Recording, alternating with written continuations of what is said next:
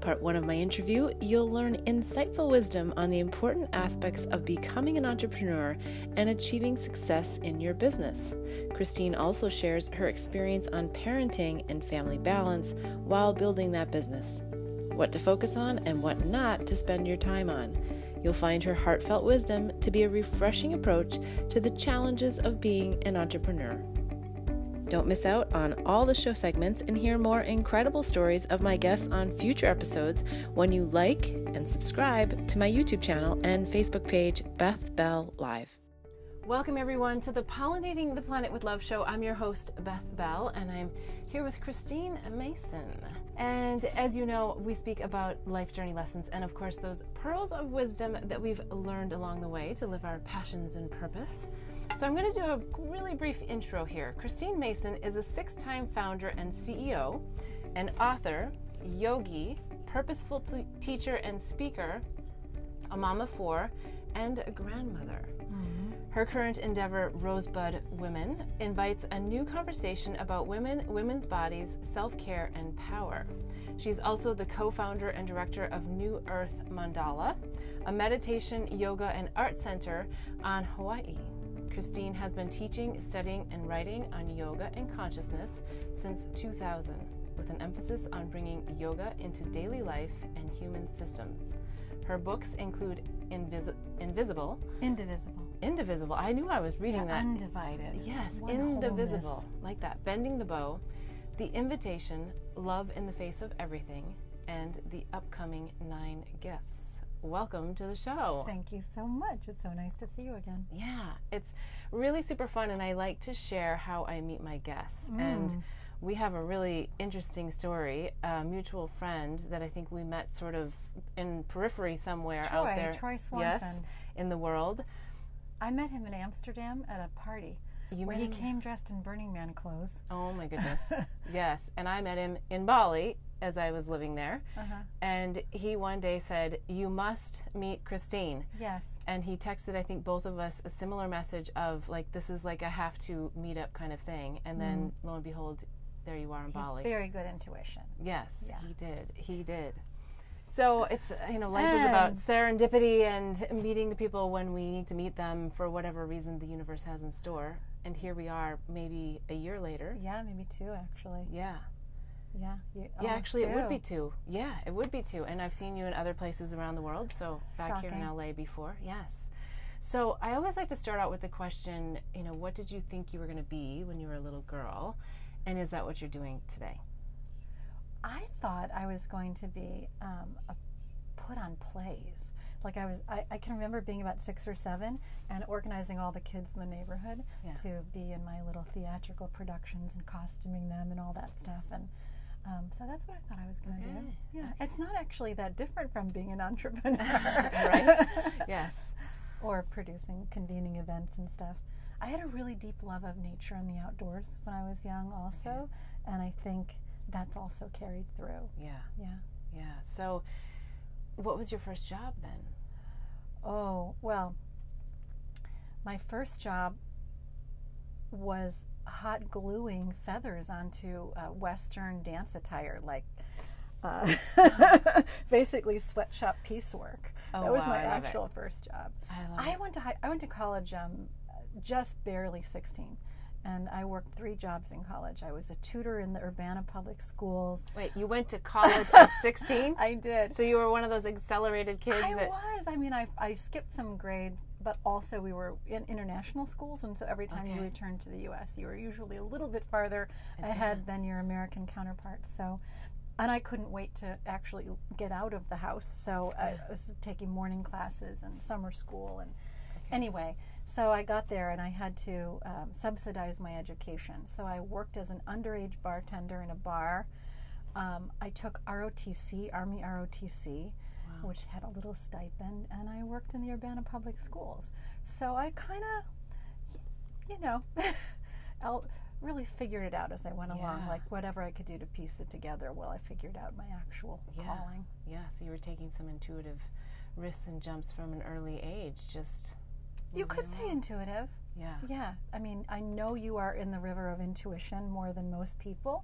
for me, it was probably like, whatever's in front of me, like accepting what was coming at me, often without really thinking through the consequences, but it all worked out perfectly. Yeah, wonderful. Okay, so you become an adult and you're out in the world, and where does that lead you? What is it that you do next that you feel like was really in your calling? Well, I met a guy when I was in the first class at college who was a fifth-year senior, and I was a 16-year-old freshman. And we fell madly in love, and shortly thereafter were married and then had 4 children together. And so while we were going to school, I was raising these kids, and they're amazing and beautiful. You're like 17 years old. I was 18 when I had the first one. Oh my goodness. And so 20 and then 21. And I remember I went to graduate school for business thinking that I had developed an interest in human rights at that point, thinking that I would be able to advance human rights more through international systems and trade than through NGOs. And I was the first woman that they let into the program with children. And so I feel like if I hadn't had them so young and tuned into the needs of the next generation, that my entire trajectory around nurturing and loving and bringing up a new society would probably have been very different. I'd probably be more entrained in the current systems of dominance and oppression, but we can get to that later. Had I not had such a young motherhood experience. What pearl of wisdom for other young mothers who feel like they are kind of trapped within the idea of children, and because you were able to sort of do it all at the same time. I mean, you were going to university, you had children, you had a husband. Is there any pearl of wisdom looking back now that you could give to others? Well, the kids don't actually need a lot in the beginning. That's the first thing, as they just need your love and attention, and none of the material things that we really feel we have to provide for them. So they cannot be material extensions of you. I think that's the first thing. Is like you're really there to identify their spirits and see what's inside of them that you can magnify. Just like when you're planting something, like you can never say, I made these kids. It's such a ridiculous idea. It's like if you plant a tree or a flower and then you say, I made the tree or the flower. It has its own seed, its own inkling of what it wants to become. And that's what it's like parenting. And so when you take the pressure off a little bit of having to do that perfectly and do this perfectly, I think you're in a better situation to raise them well. And then also to stay in a more generally centered and loving place yourself. Like no matter what you've got going on outside, spiritual practice comes first, and then your health, and then your children, and then your family and your money, and from there all your projects. But you, even from a young age, like putting your spiritual practice at the center of your life, whatever that is, nature, metaphysics, some kind of version of a mystical experience in your native religion, it doesn't matter, but that's my advice. Yeah, it's great advice. Stick with what matters. Yeah, no, I love those pearls of wisdom. Take the long view. Yes, I love that. So you have 4 children. 4 biological children. Yes, and then what comes next? You graduate from university. Yeah, so let's see. What did come next? I went really full on and trained into traditional work. I worked in mergers and acquisitions. I got a little bit disenchanted because at that time there really was no place for a woman with children to work full time, these high demand consulting gigs. There weren't any accommodations. So I ended up leaving that position. After asking to be put in an in-town project for 6 weeks, they sent me to Lincoln, Nebraska for 6 weeks instead in the middle of winter. I said, okay, so that's not going to be helpful.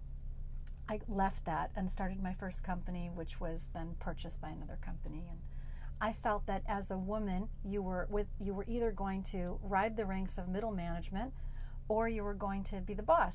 Because if you were the boss, you got to sort of control your day and control the culture.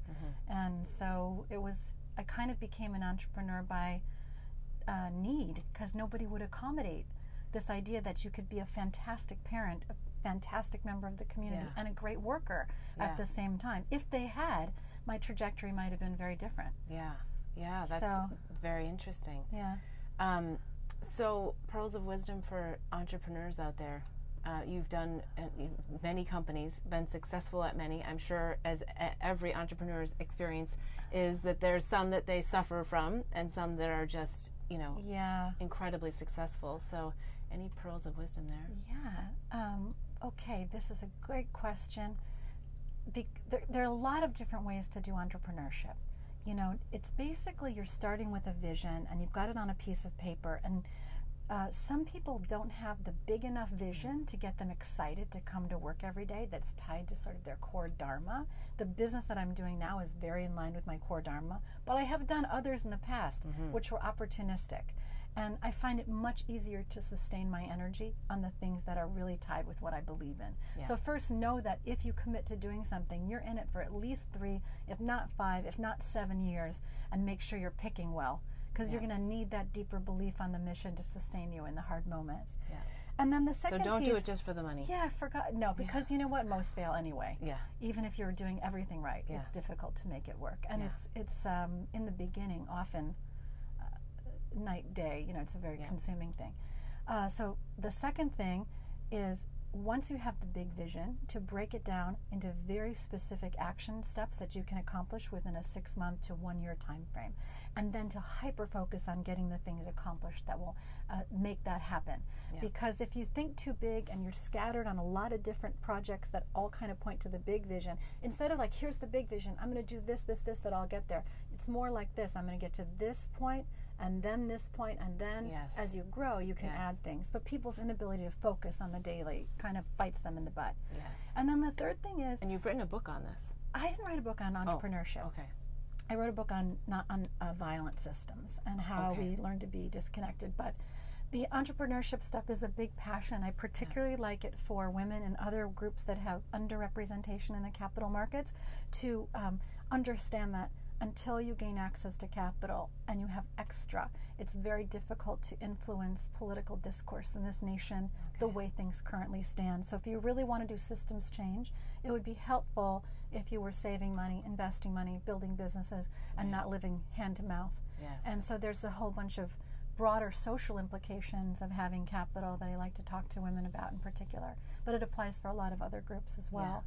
And then the third point, and I'll kind of leave it at that so we can move on to other things, is it takes 4 to 6 committed people to really run a venture successfully, at a minimum, to get it going. And complementary skill sets. When I wrote the book, Bending the Bow, we talk about it in terms of activist movements and map the roles that people need. But I was very struck in looking at the activist movements, how much that mirrored what you need in a startup. So that's pretty much some tips. I mean, I could talk about that all day long. Great tips. Well, we're going to get into more, but we're going to go to a quick break first, and we'll be right back. Okay, super. Thank you. Blossom Bliss products are designed to help empower pure love and purpose in your life. It's through the power of words, flowers, and symbols that our products assist you in creating a blissful life. The power of words in our mini mantra word bar necklaces assist you in setting and blossoming your personal intentions. The affirmation cards leverage the power of flowers by providing daily inspiration. And the power of symbols in our life journey bracelets are great reminders of the things that bring us peace, joy, and love. Products are made and blessed in Bali with love by Balinese artisans who work with empowered hearts. When you purchase jewelry with a bee charm, we donate to save the bees. Join us in pollinating the planet with love. Go to our website, blossomblissbali.com. Again, that's blossomblissbali.com. Thanks for joining in to hear the life journey lessons and pearls of wisdom of me and my guests. Be sure to hear all 3 segments when you subscribe to my YouTube channel and receive reminders to upcoming shows and segments. The full episode is also available at bethbell.me/show.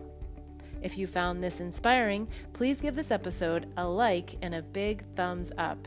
If you want to hear more, follow me or hit the bell for reminders at Beth Bell Live on Facebook and YouTube. I'd love to have you join the mission of pollinating the planet with love.